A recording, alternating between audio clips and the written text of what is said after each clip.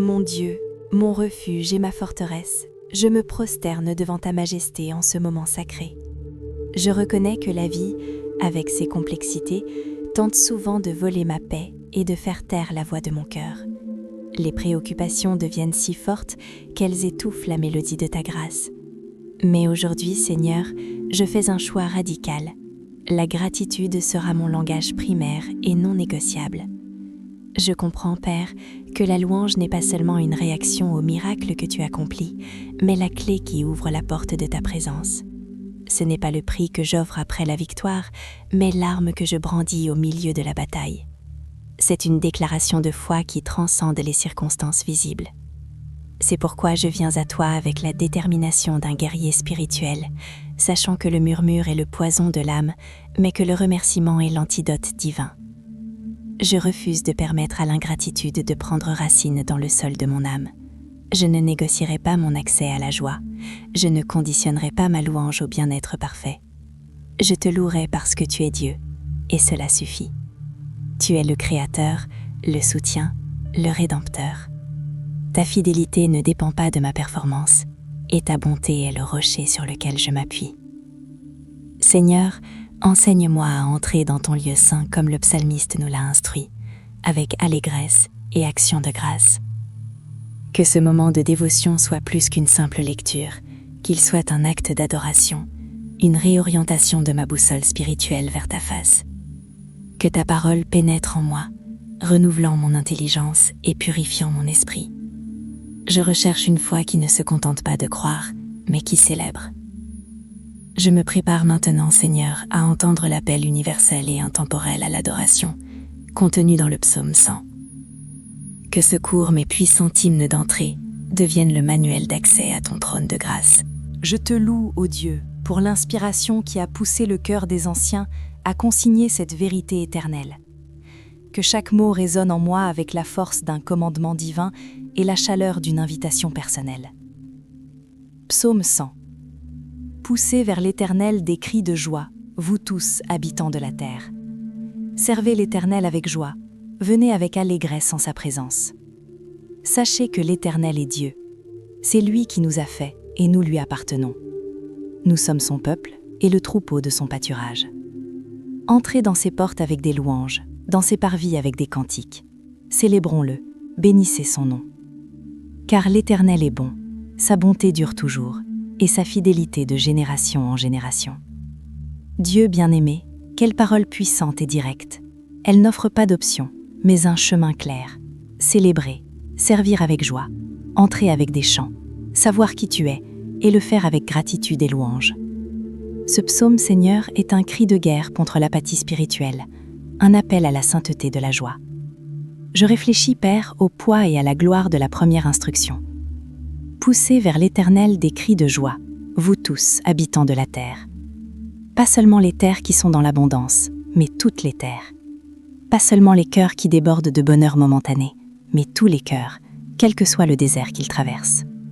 L'allégresse que tu demandes n'est pas un rire superficiel, mais une profonde conviction spirituelle. C'est la certitude inébranlable que tu règnes, que l'histoire est entre tes mains, et que ton amour est la force motrice de l'univers. Seigneur, je confesse que souvent mon allégresse est fragile, facilement volée par une mauvaise nouvelle ou un revers financier. Je me laisse emporter par la vague de l'anxiété collective.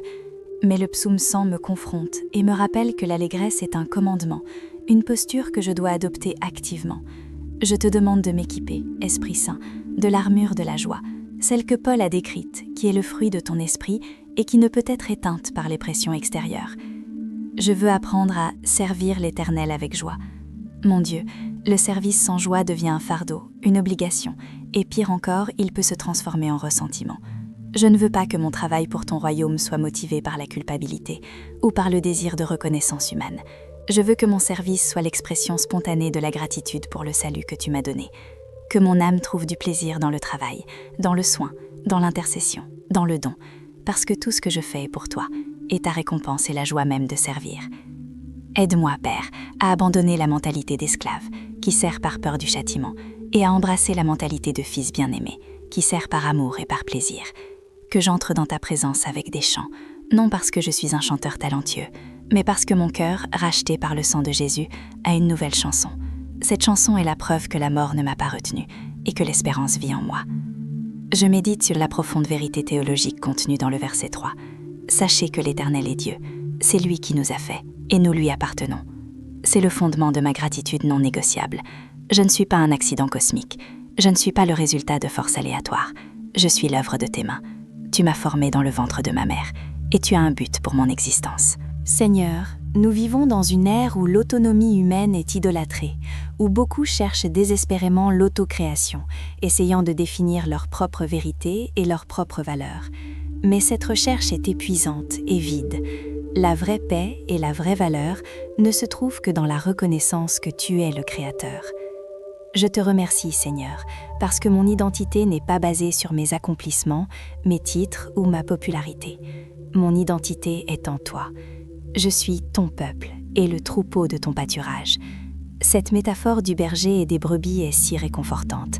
Elle implique un soin constant, une provision fidèle et une protection inébranlable.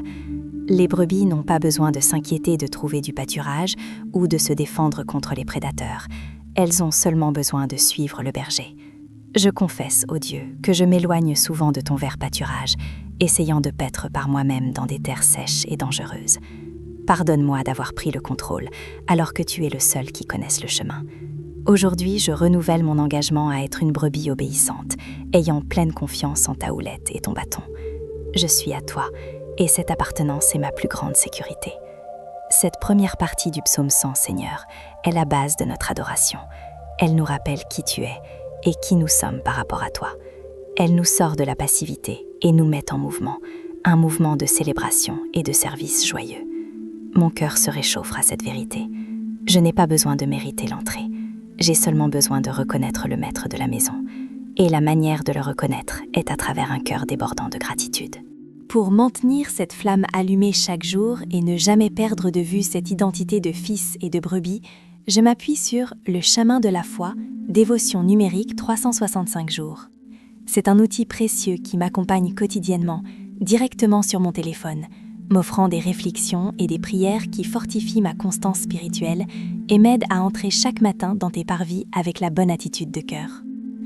Je me prépare maintenant à approfondir la compréhension de la manière dont, en fait, nous devons entrer. Le psalmiste nous donne l'instruction précise, entrer dans ses portes avec des louanges, dans ses parvis avec des cantiques. C'est le code d'accès, le protocole divin. La gratitude est la porte, la louange est le parvis. Je veux que ma vie soit une entrée éternelle par ces portes. Je veux que chaque respiration soit une note de louange. Que le poids de cette vérité, ta souveraineté et ton soin sur moi me préparent pour le voyage d'adoration qui suit. Je déclare qu'aujourd'hui ma gratitude est non négociable parce que ta bonté est incontestable. Amen. Seigneur, mon Dieu, tu m'invites à entrer, mais pas n'importe comment. Tu établis un protocole, un code d'accès, qui révèle la nature de ton royaume. Je médite maintenant avec révérence sur la précision de cette instruction. Entrer dans ses portes avec des louanges, dans ses parvis avec des cantiques. La gratitude, Père, est la porte, et une porte exige de l'intentionnalité. Personne n'entre par une porte par accident. Il faut s'arrêter, toucher, tourner la poignée, ou, dans notre cas spirituel, faire le choix conscient de remercier. Je comprends que la gratitude n'est pas un sentiment passif qui surgit quand tout va bien. C'est une discipline active qui doit être pratiquée même quand la brume de la difficulté obscurcit la vision. Je te prie, Seigneur, de me donner des yeux pour voir les portes de la gratitude qui sont ouvertes devant moi chaque jour, mais que j'ignore. J'ignore l'air que je respire, la nourriture sur ma table, le battement de mon cœur, la santé de mes proches. J'ignore la capacité de lire cette parole, la promesse du salut, l'espérance de l'éternité. Ce sont les portes. Et si je n'entre pas par elles, si je ne reconnais pas les bénédictions quotidiennes, je n'arriverai jamais à ton lieu d'intimité. La gratitude est le premier pas de l'humilité. C'est la reconnaissance que tout ce que j'ai et tout ce que je suis vient de toi. C'est la fin de l'autosuffisance et le début de la dépendance bénie. Aide-moi à faire de la gratitude ma première réaction et non mon dernier recours. Que la plainte et le murmure soient chassés de mon vocabulaire et de mon cœur, car ce sont des poisons qui ferment les portes de ta présence. Et, une fois que je franchis le seuil de la gratitude, tu m'appelles dans les parvis avec des cantiques. Le parvis est l'espace de transition, le lieu où le public se réunit pour l'adoration collective. La louange, dans ce contexte, est la manifestation audible, la déclaration publique de ma foi et de ta gloire. Père, je perçois la progression. La gratitude est interne et personnelle, la reconnaissance de la bénédiction. La louange est externe et expressive, la célébration de la personne de celui qui bénit. Je ne peux pas rester immobile à la porte, murmurant simplement un merci silencieux. Je suis appelée à entrer dans les parvis, à élever la voix, à utiliser mon corps et mon âme pour manifester la joie que ta présence inspire. Je confesse, Seigneur, que souvent ma louange est timide. Je crains ce que les autres penseront. Je me rétracte. Mais tu m'appelles à une adoration sans réserve, une louange qui est un sacrifice, offerte même quand mes émotions ne sont pas au plus haut. Je veux que ma louange soit un son de bataille, un son de victoire déclarée avant que la bataille ne se termine. Que ma louange purifie l'atmosphère spirituelle autour de moi, qu'elle expulse l'esprit de lourdeur, de doute et de peur. Que ma louange soit un écho de l'adoration céleste, munissant aux anges et aux saints qui proclament sans cesse ta sainteté. Le psalmiste poursuit avec un double commandement, qui est le sommet de l'entrée. Célébrez-le, bénissez son nom. Te louer, ô Dieu, est facile quand la récolte est abondante, quand la santé est parfaite et que le chemin est doux. Mais tu m'appelles à une louange constante, une louange qui est la respiration même de mon âme. Je te louerai pour ta majesté qui m'impressionne, pour ta justice qui me corrige et pour ta miséricorde qui m'embrasse. Mais il y a une profondeur encore plus grande dans l'instruction de bénir ton nom. Bénir signifie dire du bien, louer, proclamer l'excellence de ton caractère. Ton nom, Seigneur, est le résumé de tout ce que tu es. Jéhovah Jireh, le pourvoyeur. Jéhovah Rapha, le guérisseur. Jéhovah Shalom, la paix. El Shaddai, le Tout-Puissant. Quand je te bénis, je ne suis pas seulement en train de te remercier pour quelque chose que tu as fait. Je suis en train d'adorer qui tu es. Je déclare tes vertus, ton essence immuable. Je te prie, Père, de m'apprendre à être quelqu'un qui bénit constamment. Que lorsque je fais face à la pénurie, je bénisse le nom du pourvoyeur. Que lorsque je ressens la douleur, je bénisse le nom du guérisseur. Que lorsque le chaos tente de me consumer, je bénisse le nom de la paix. Que je ne permette pas aux circonstances de définir ton identité dans ma vie. Tu es bon et ton nom est digne de toute louange, quel que soit mon état émotionnel ou matériel. J'apporte cette vérité dans ma vie pratique, Seigneur. Je sais que le murmure est contagieux et que la gratitude exige un effort. L'ennemi de mon âme travaille inlassablement pour m'aveugler aux petites merveilles de la vie, afin que je ne voie que les grands problèmes. Il veut que je me concentre sur le seul verre qui est vide, ignorant les 10 qui sont pleins. Mais je choisis de résister à cette tentation. Je choisis la gratitude comme arme de guerre. Chaque fois que je remercie, je renverse une forteresse de négativité dans mon esprit. Chaque fois que je loue, je crée un espace pour que ton esprit se manifeste en puissance. La louange est la bande sonore de la foi victorieuse. Je veux que mon cœur soit comme celui de David, qui, même fuyant dans les cavernes, trouvait une raison de louer. Je veux que ma bouche soit comme celle de Paul et Silas, qui, même emprisonnés et blessés, entonnaient des hymnes pour toi. Je veux que ma vie soit une démonstration vivante que la joie en l'Éternel est ma force, et que cette joie ne dépend pas de la liberté ou du confort, mais de la certitude de ta présence. Aide-moi, ô Dieu, à ne pas attendre le moment parfait pour louer. Aide-moi à voir que le moment parfait est maintenant, parce que tu es Dieu maintenant. Je reconnais que la porte de la gratitude et les parvis de la louange nous mènent à la compréhension finale et fondamentale du psaume 100, qui est la raison éternelle de notre adoration. Le verset 5 n'est pas seulement une conclusion poétique, c'est l'encre théologique de notre foi.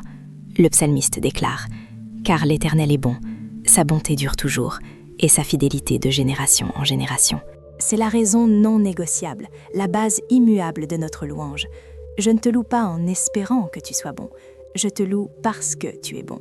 Ta bonté n'est pas intermittente, elle n'est pas une humeur passagère, c'est l'essence de ton être. Elle est la source d'où découlent toutes tes actions. Je te remercie, Père, parce que ta bonté n'est pas sélective. Elle s'étend à tous, atteignant le juste et l'injuste, se manifestant dans le soleil qui se lève et la pluie qui tombe. Mais pour moi, qui suis ton enfant, ta bonté s'est manifestée de manière spéciale à la croix du Christ, où le plus grand mal, le péché, a été transformé en le plus grand bien, le salut. et ta bonté, ton hesed, l'amour loyal, la miséricorde de l'alliance, elle dure toujours. Ah Seigneur, quel confort cette parole apporte à mon âme vacillante. Mon amour peut se refroidir, ma foi peut être testée, mes sentiments peuvent osciller, mais ta bonté n'a pas de date d'expiration, elle ne s'épuise pas. Si je tombe, ta bonté est là pour me relever. Si je pêche, ta bonté est là pour me pardonner. Je n'ai pas besoin de craindre l'avenir, car ton amour loyal me précède et me suit. Il n'y a pas de montagne assez haute ou de vallée assez profonde où ta bonté ne puisse m'atteindre. Que cette certitude soit mon bouclier contre le désespoir et ma force pour la persévérance. Et enfin, ta fidélité de génération en génération. Tu es le Dieu qui accomplit ses promesses. Tu n'es pas un Dieu de mode passagère ou de vérité qui change avec la culture. Tu es le même hier, aujourd'hui et éternellement. Ta parole est ferme, ton alliance est incassable. Je vois ta fidélité dans l'histoire de ma famille, dans les récits de la Bible et dans l'histoire de l'Église.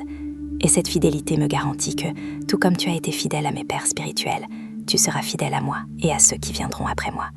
Mon espérance n'est pas basée sur des probabilités, mais sur la garantie de ton caractère. Seigneur, la gratitude non négociable est donc la seule réponse logique et cohérente à ton immuable bonté et fidélité. Comment pourrais-je retenir la louange quand tu m'as tout donné? Comment pourrais-je murmurer quand ta bonté est éternelle?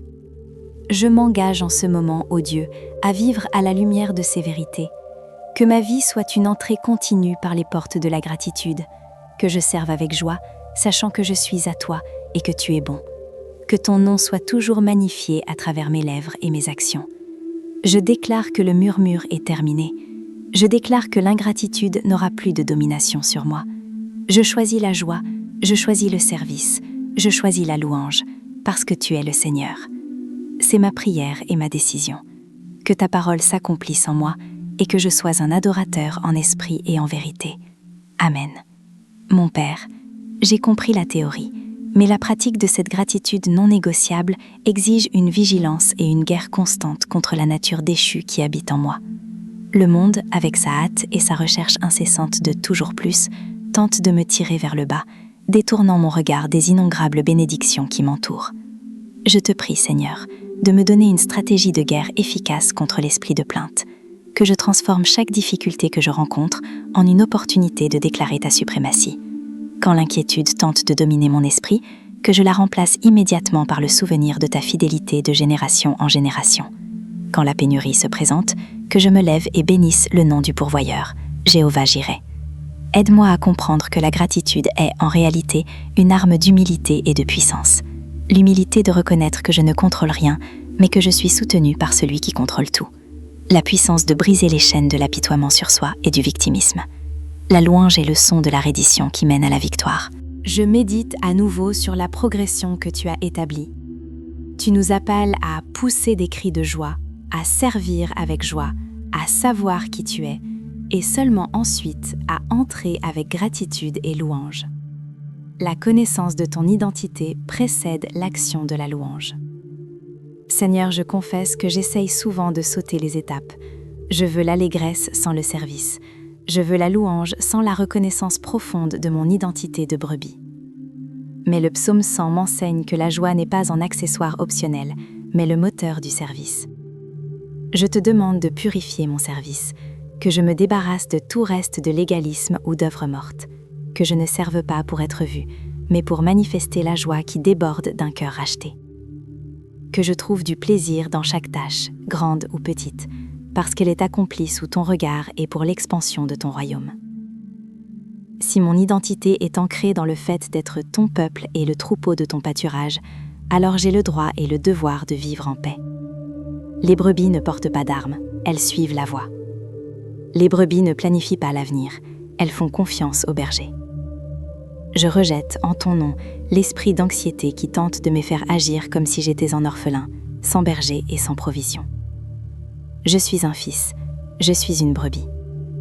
Ma sécurité ne réside pas dans la force de mes clôtures, mais dans la puissance de ton bâton. Que cette vérité me libère pour un service joyeux et une louange sans inhibition. Seigneur, il y a des moments où la vie se présente de manière écrasante. Il y a des pertes, des douleurs qui semblent injustes, des silences qui semblent durer trop longtemps. Dans ces vallées, il est facile de remettre en question ta bonté. il est facile de permettre à la douleur de se transformer en amertume. Mais le psaume 100 est mon ancre dans ces moments-là. Il me rappelle, l'Éternel est bon. Sa bonté dure toujours. Quand la douleur est aiguë, je te loue pour ta bonté qui m'accompagne dans la douleur.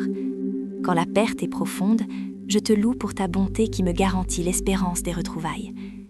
La gratitude, dans ce contexte, devient un acte de résistance spirituelle, une sainte obstination à croire en ton caractère au-dessus de mes circonstances.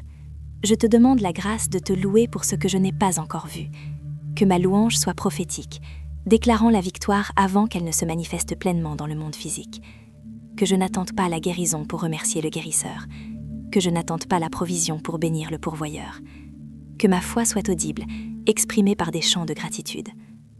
Je m'engage à faire de la gratitude une pratique quotidienne, une routine sacrée. Que je commence ma journée en énumérant 10 choses pour lesquelles je suis reconnaissant, avant que la première préoccupation ne puisse s'installer dans mon esprit.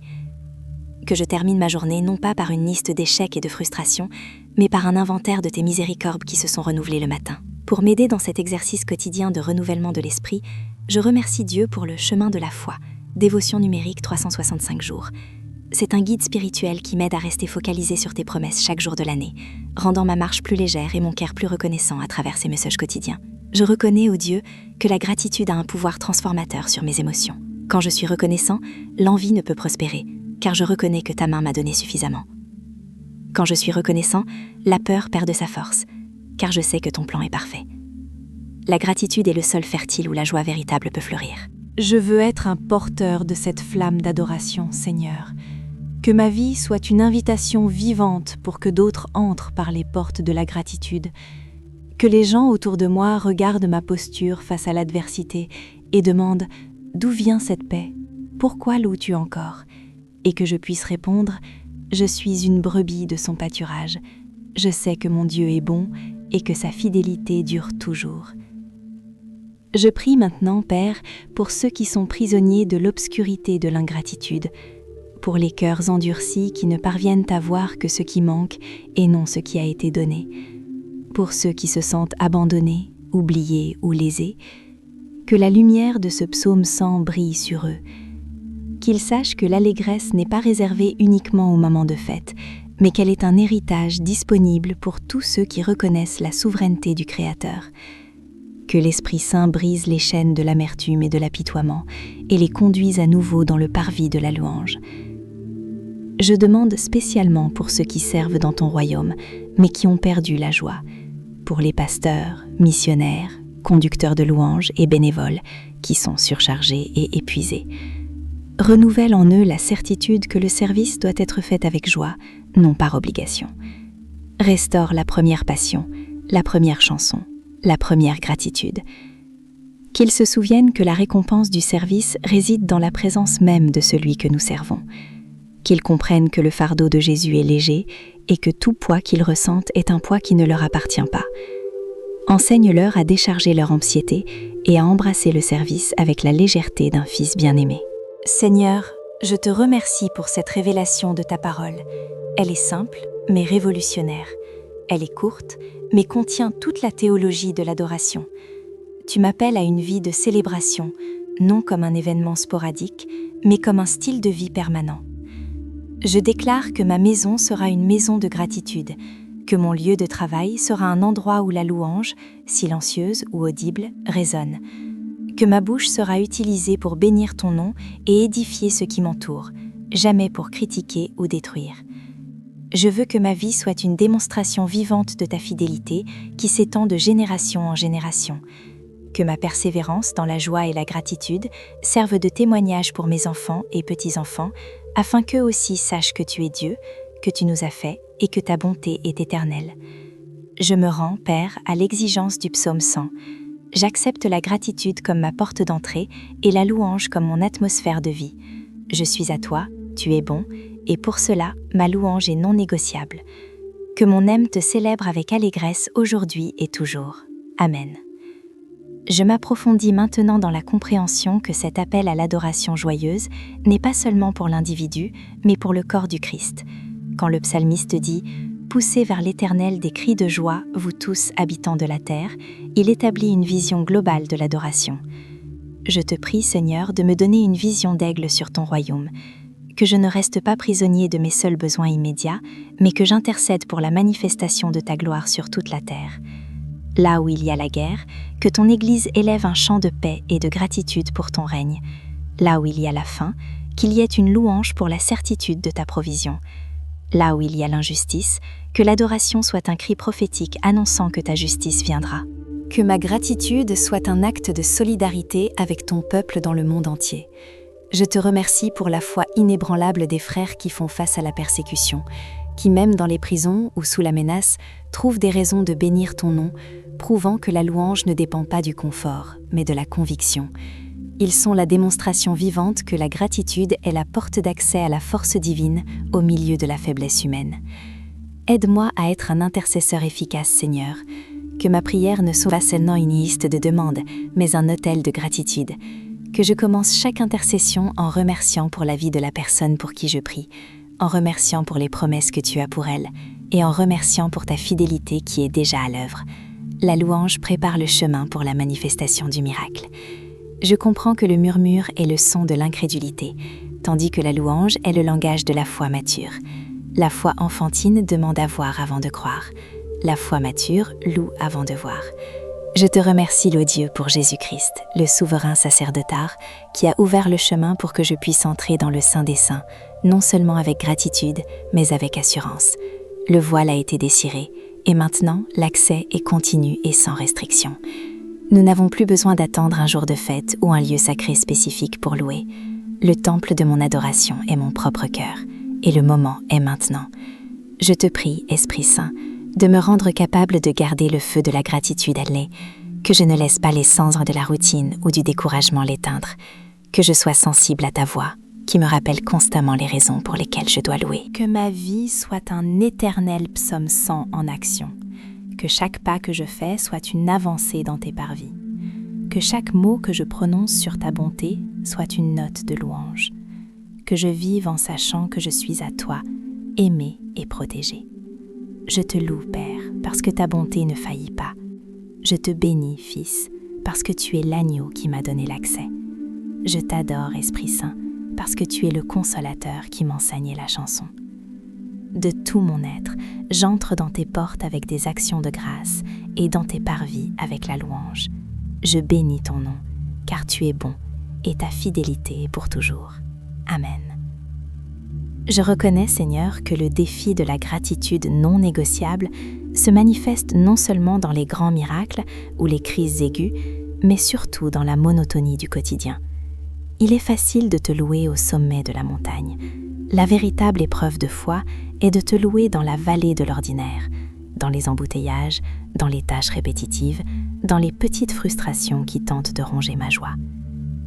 Je te prie, ô Dieu, de me donner la grâce de sanctifier mon quotidien, que je voie dans chaque détail la manifestation de ta bonté, que le pain de chaque jour ne soit pas seulement une denrée, mais un miracle frais de ta provision, que la chaleur du soleil soit un rappel de ta lumière immuable et que la pluie soit la preuve de ta fidélité qui irrigue la terre.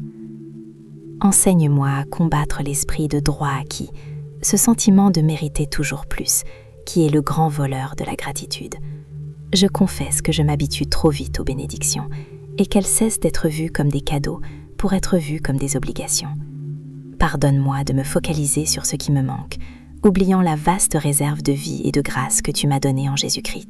Je désire, Père, que la gratitude soit mon filtre de perception, que je ne vois pas le monde à travers les lentilles de la comparaison, qui génèrent toujours l'envie et le mécontentement, mais à travers les lentilles de ta grâce, qui me montrent la suffisance de ton amour. L'envie est l'ingratitude tournée vers le prochain. La gratitude est la joie pour ce que je suis et ce que j'ai, parce que cela vient de toi. Je veux que mon esprit soit entraîné à la gratitude comme un athlète entraîne son corps à la force. Que je crée la discipline de m'arrêter et d'énumérer tes miséricordes avant de permettre à la plainte de prendre la parole. Quand le sentiment d'injustice tente de se lever, que mon esprit le fasse taire par le souvenir que tu es le juste juge et que ma plus grande injustice, mon péché, a déjà été couverte par le sang de l'agneau. La gratitude, en ce sens, devient une sainte obstination contre les forces spirituelles des ténèbres. L'ennemi ne peut supporter le son de la louange, car la louange désarme ses mensonges. La louange est la confession publique que même si je ne comprends pas le chemin, j'ai confiance dans le caractère du berger. Je m'engage à faire du psaume 100 le manuel pratique de mon adoration. Premièrement, je choisis de célébrer avec allégresse, ce qui signifie rejeter la tristesse chronique et la mélancolie comme style de vie. L'allégresse est la force qui vient de la certitude de ta victoire finale. Je suis un vainqueur en Christ, par conséquent, la célébration est mon état naturel et non l'exception. Deuxièmement, je me consacrerai à servir l'Éternel avec joie.